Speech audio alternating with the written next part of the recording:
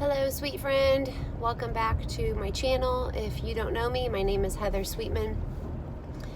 I am a special needs mama. I have 4 kiddos.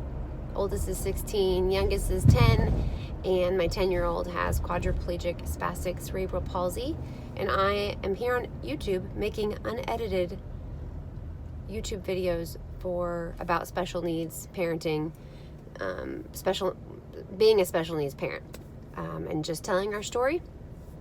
So on Thursdays right now, I am telling our story, our journey of becoming special needs parents, and then how that unfolded. Last week, I shared just a little bit about my pregnancy and finding out that Finley had ecogenic bowel, which sometimes can become a marker for special needs, and all of that crazy story. Check it out if you haven't listen to it yet. I will link it below so you can catch up with the story. So this is part 2, and just to give you some background, my husband and I moved here in 2009 to help start a church. Here is Chicago. We had our boys with us. They were 15 months and 2 months old at the time that we moved. Yes, I did have 2 babies. We call that accidentally on purpose. It took us a long time to get pregnant with our first, and then miscarried, and then a while to get pregnant with Jones, and then McCrae came straight away. So that's the way it goes, and I love it. It was crazy, but we made it work. And now I wouldn't ever go back and redo it. Timeline, blah, blah, blah. All right, here we go. This is me being unedited. So today I just want to continue that story and what happened right after we had our ultrasound and found out that she had ecogenic bowel. I went into a season of incredibly high anxiety, and I am not a naturally anxious person. My personality is pretty laid back, pretty easygoing. I love spontaneity. That is kind of who I am at my core, with some caveats, as you know, all of us are. And so I was experiencing extreme anxiety. And like I shared before, we had moved here to church plant. And so the thought that kept going through my head was, how are we going to lead a church and raise a child with special needs? And I just was inundated with fear and anxiety, so much to the point where I started having panic attacks. I have a very specific memory about Matt and I having a conversation in our bathroom and ending up on the floor. I don't think I blacked out. I think with my panic attack, it was like all the energy drained out of my body and I was on the floor. And so whether you're a person who is naturally more anxious or not, panic attacks are very scary, and you just it just leaves you in this place of, what is wrong with me? And so, but as my pregnancy went on, well, let me stop there. Matt and I were already in counseling, so this was something that, now, I do like counseling, but I have a big caveat. It is if you have a good counselor. A good counselor can really, really help you, and a counselor that is not so great can really leave you in a bad spot and have you believing all kinds of things. So I do like to recommend people to go to counseling, but it's only if you have a good counselor. So if you see someone who you are like, seem to be in a really healthy spot, and then you hear them say, oh, I went to counseling, find out who they went to and then go to that person. It's hard to find a good one, but they're out there. We've had several amazing ones. So anyway, so that was helpful as far as processing through things. I had the counselor that I was going to at the time, she was just sitting with me, and I was listing out just everything that I was facing, and it's very simple, such simple but good wisdom. She just said, one of these things that you are facing is so much to carry, and you are facing all of these things at one time. Like, it's no wonder that your body is under so much anxiety. And just that recognition of her admitting to me, like, this is really hard, almost, it's like it gave me the fortitude, like, okay, I can face this. Like, I'm not a crazy person. This is really hard. But, you know, I know God is with me and God is for me, and I probably need to set some boundaries and do, you know, make sure I'm being intentional and things like that. But this is hard. And so almost her saying that, it was like it gave me the permission, because you can just feel, what's wrong with me? Am I crazy? Somebody else would be able to handle this fine. So somebody being like, this is really, really hard. One of these things would be really, really hard all on its own, because we were church planting. We had 3 kids under the age of 5 at the time. There were some other things going on that were just very difficult. And then on top of that, to get this potential diagnosis of special needs. So, and then around 35 weeks, it cleared. Finley's echogenic bowel cleared, and the doctor felt confident that she was going to be born healthy. And so we kind of put it behind us, and Finley was born, and the C-section went fine. And then she had extreme colic, poor baby.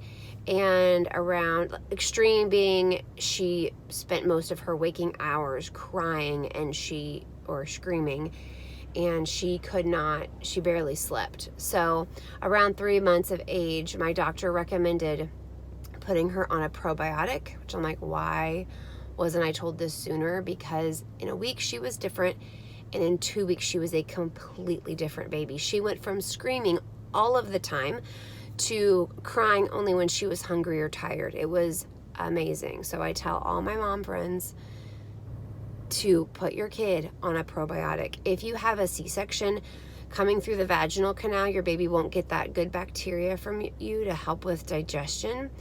And even if you haven't had a C-section, you know, many of us have not great gut bacteria anyway, so it's just really helpful. And I've had multiple mom friends who have even a somewhat colicky baby, they put them on probiotics, and it changes. It just makes them so content because their little bodies are having a hard time digesting. So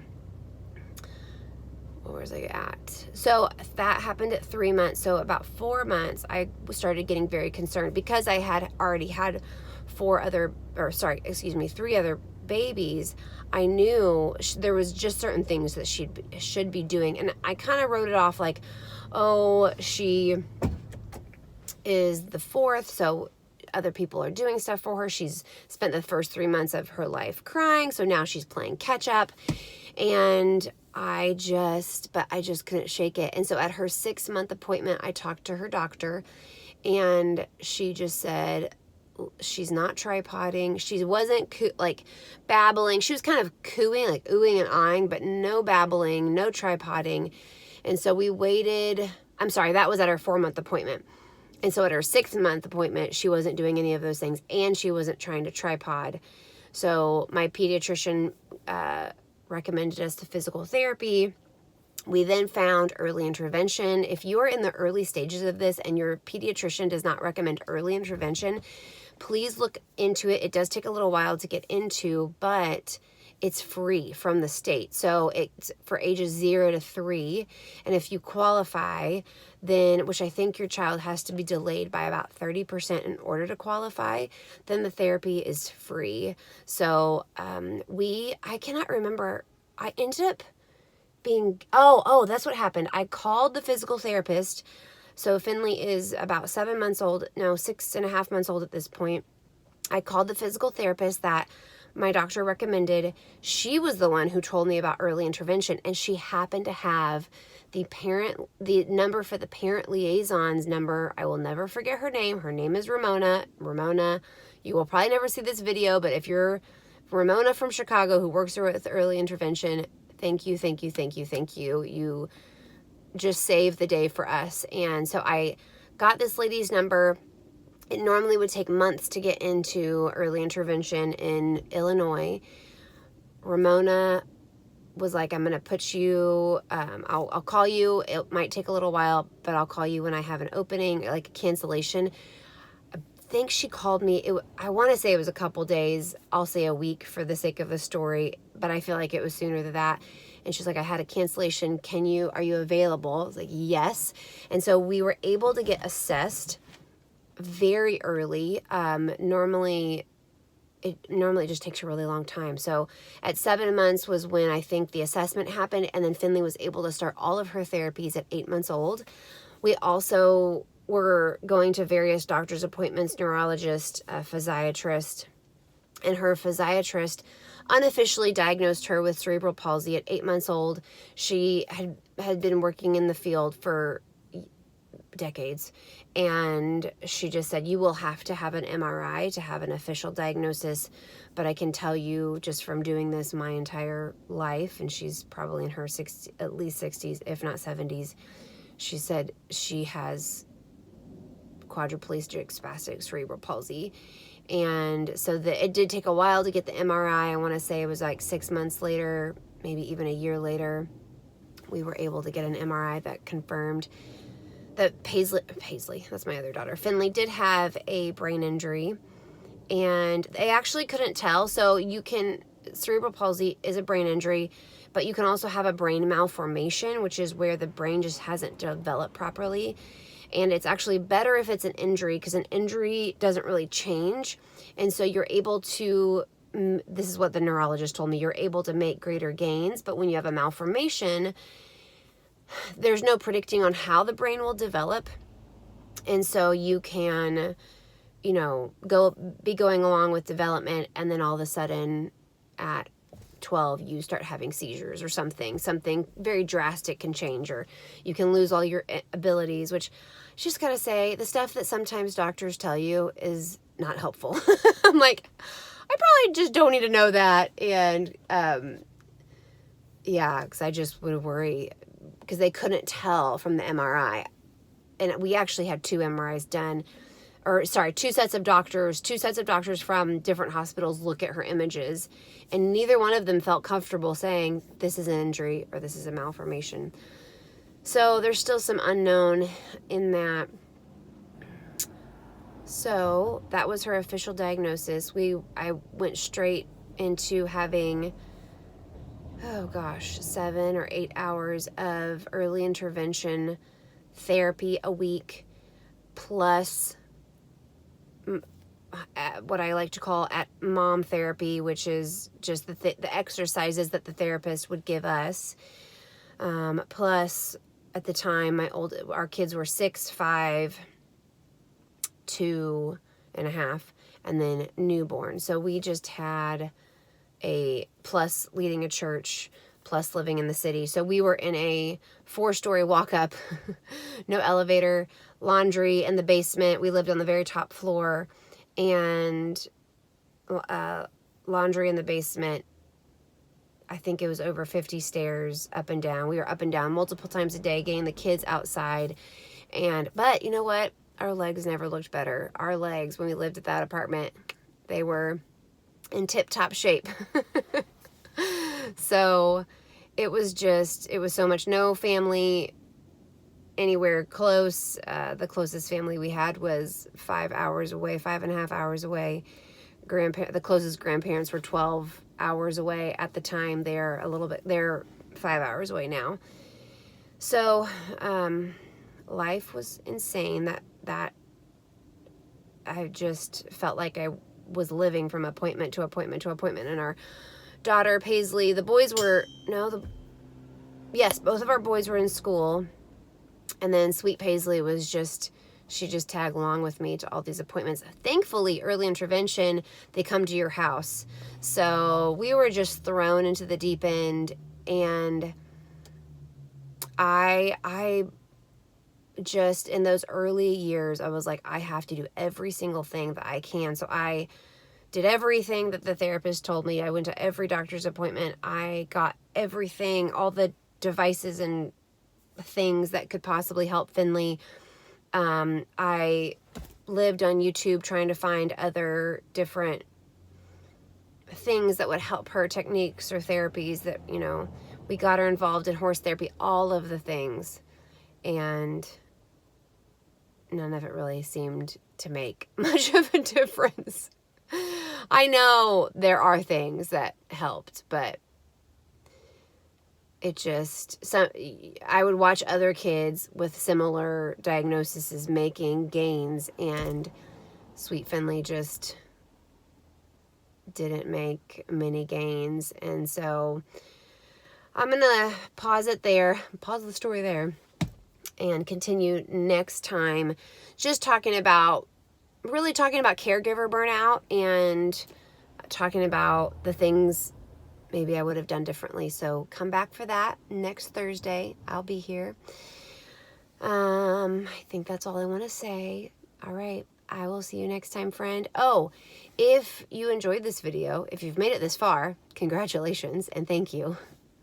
Would you like this video? Leave me a comment. If you don't know what to say, that's okay. Just leave me a smiley face or a heart in the comments. And if you're not subscribed, go ahead and subscribe. I would love for you to be a part of this family. I am trying to get to 100 subscribers by the end of October. So what is it? It is October 17th. So I have a couple more weeks to get there. And if you know anyone who would appreciate this content, please feel free to share it with them. And yeah, thanks for stopping by, guys. I'll talk to you next time. Bye.